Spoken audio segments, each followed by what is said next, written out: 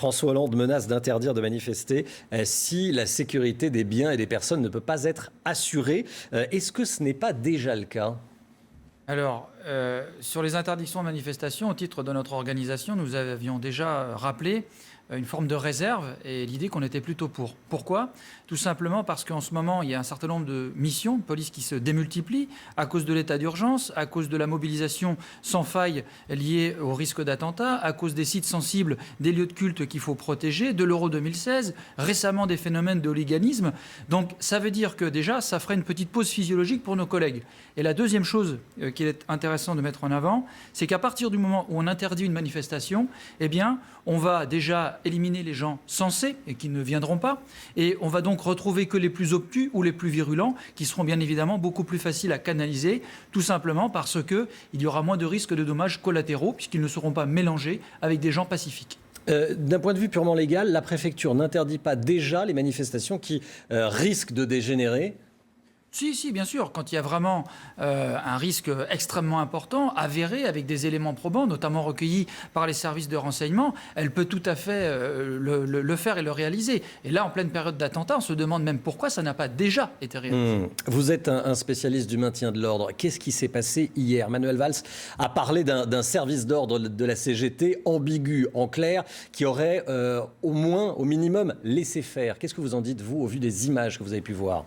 C'est pas la première fois que les services d'ordre, effectivement, sont montrés du doigt, avec quelque part une forme de laxisme. Après, il faut bien rappeler la doctrine du maintien de l'ordre en France. Elle est importante. Il faut savoir qu'au départ, c'est fait pour fluidifier un lot de personnes quand tout se passe bien. Quand il y a des troubles, eh bien, le but, c'est d'éviter des corps à corps. Et pour éviter les corps à corps, on n'a pas le choix que d'utiliser des moyens intermédiaires de défense, à savoir lacrymogènes, qu'elles soient bombes ou qu'elles soient à travers des lanceurs, le tonfa, éventuellement le canon à eau. Et je crois que c'est la matraque. Voilà, la matraque, ou le bâton de police. La grosse difficulté hier, c'est qu'on a pu avoir un exemple, à 14h, de collègues débordés, qui, passez-moi l'expression, se font matraquer. Et à partir de là, on se rend compte qu'il va y avoir 1h40 avant l'utilisation du lanceur d'eau. Et là, on se dit, mais qu'est-ce qui se passe ?